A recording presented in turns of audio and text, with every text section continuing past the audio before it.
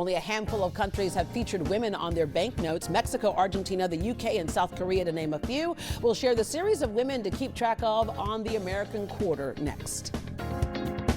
The only time a woman was prominently featured on a U.S. paper banknote was in the late 1800s. First Lady Martha Washington appeared on a $1 paper silver certificate. Susan B. Anthony was featured on limited dollar coins. The U.S. Mint is currently making a change by featuring more women for a change. Historian Raffi Andonian shared stories behind the currency already in circulation and other quarters to look out for, featuring dynamic historical women.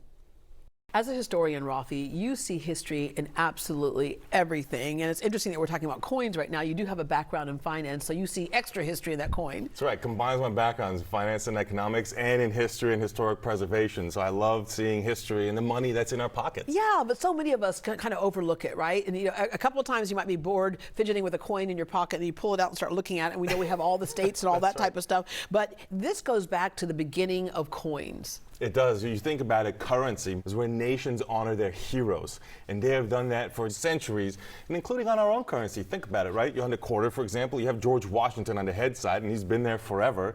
And now you have Jovita Idar on there, who, of course, is being put on the same platform as George Washington. So to me, what that represents is elevating her to the status of one of our national heroes. Yeah, but it took us a while because, we've seen women on coins around the world for a long time, and it was a big deal when we decided to do it here. Was it the Susan B. Anthony, one of the early ones? That's right, yeah, you have Susan B. Anthony coin, but yes, and this is a big deal. The quarter is what we're talking about because it's the first time that we have a circulating series of quarters that is dedicated exclusively to women. Yeah, let's start with Maya Angelou, the poet and author. That's right, Maya Angelou was one of the early ones. So the program started in 2022, goes through 2025. They honor 5 women a year for those 4 years, so 20 total women, and Maya Angelou was one of the first ones. Poet, author, civil rights activist. Sally Ride, which that name means a lot to us, especially here in the Houston area. That's right, the first American female astronaut to go into space, and of course she trained right here in Houston, and she's been one of the early features on the quarter as well. Yeah, Bessie Coleman. With stunt pilots. She was an African-American and indigenous woman in the height of Jim Crow, trying to get her pilot's license, had to go internationally, came back to the United States, did all kinds of stunt flying, crashed and survived, then crashed and died the second time. But she's a really rock star, courageous woman. Yeah, all right. And then the latest design, Jovita Idar, born in 1885. And here just in time for Hispanic Heritage Month, right? The 9th quarter in the series. She is born and raised in Texas. We're talking about her kind of peak adult years in 19-teens and 1920s. And she is born and raised in Texas and was standing for Mexican-American rights and was concerned about loss of culture, especially in this period. You had to contextualize and understand that there's this erosion and looking down upon the Spanish-speaking. So she's saying we should be bilingual. We should study Washington and Lincoln, but we should also study Juarez and Hidalgo and maintain the language of Cervantes, as she put it. Yeah, it's interesting. When I first moved to San Antonio back in the 70s, I came from Taipei, Taiwan to San Antonio. I remember my Hispanic friends who were bilingual would not speak Spanish, and I'd always be like, "Oh, speak Spanish to me." Like, we're not allowed to. We're not allowed to. And now we're back to no, celebrate your whole self, not just part of yourself. And it's important because of the groundwork laid by people like Jovita Idar. Yeah.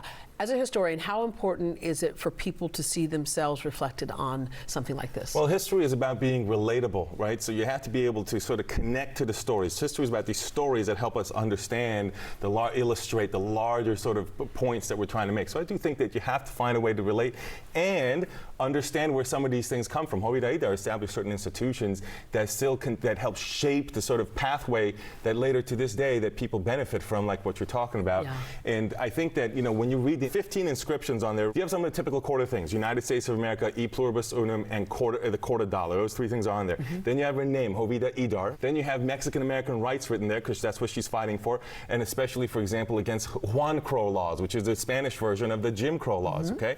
So then after that, you have teacher. She was a teacher. Early on in her career, she was disappointed in the lack of resources in the segregated schools, so she quit teaching and she went and worked for her father's newspaper, which is called La Crónica, which is also inscribed on the quarter. There she started to write about Mexican Mexican-American rights. Well, as she did so, she became a journalist, right? So that journalist is another inscription on the quarter. She was doing it with a pseudonym because she's a female Hispanic writing in there. That pseudonym is on there. It's called Astrea, which is the Greek goddess of justice. As she came into her own as a journalist, she then opened up a newspaper with her brother, a journalist family, called Evolution. That's a 10th inscription on there, Evolution. In there, she started talking about women's rights. That's where she kind of shifted a little bit and included that. In building on the women's rights, basically. that's right. In building on the women's rights, you have the 11th inscription on there, which is La Liga Femenil Mexicanista, which means the League of Mexican Women, which came out of the first Mexican Congress, which is only men, but she and some others attached the women to it and started to do things like support public education, support women's education, financial independence. Well, in the process, the Mexican Revolution started to take place in the 19-teens, and in supporting women's rights and getting more involved, you have the 12th inscription on there, which says nurse, because she started to cross border and support soldiers and people that were fighting and getting wounded in the Mexican Revolution, which connects to the next inscription, which is La Cruz Blanca, which means the White Cross, which is kind of like the Red Cross, a medical association, volunteer association that she nursed through across the border.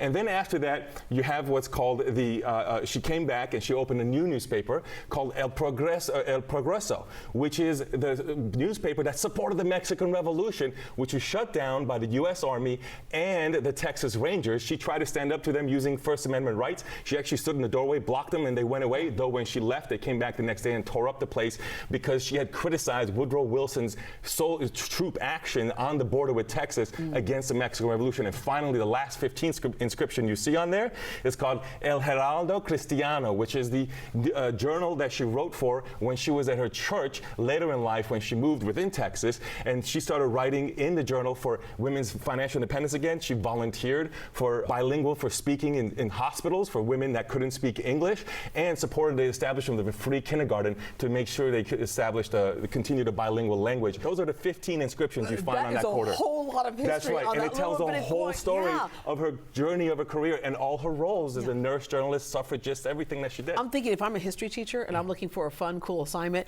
have the kids get one of these quarters and find the history that is on there. That is super, super cool. All right, I'm going to end with, as a historian, if there's one coin you could run across and keep, what would it be? Probably my favorite is the bicentennial. And you find some of these still out in circulation. In 1976, you'll occasionally find them. Guess who has one? You have one? Guess who has a few? Okay. Because that captures so many of the sort of themes, I think, of the United States. So if I'm going to stick within quarters, that is certainly not. My dad was a jeweler, so probably my favorite would be some of the unique silver coins that he made. Yeah. But if you're talking about ones that are in circulation, that'd be it.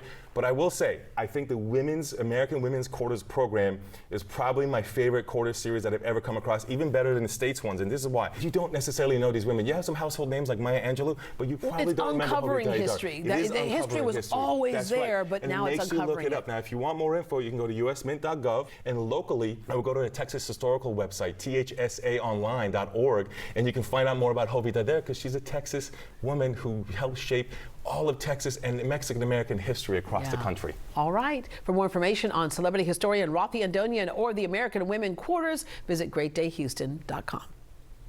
Did Raffi just say his dad's a jeweler?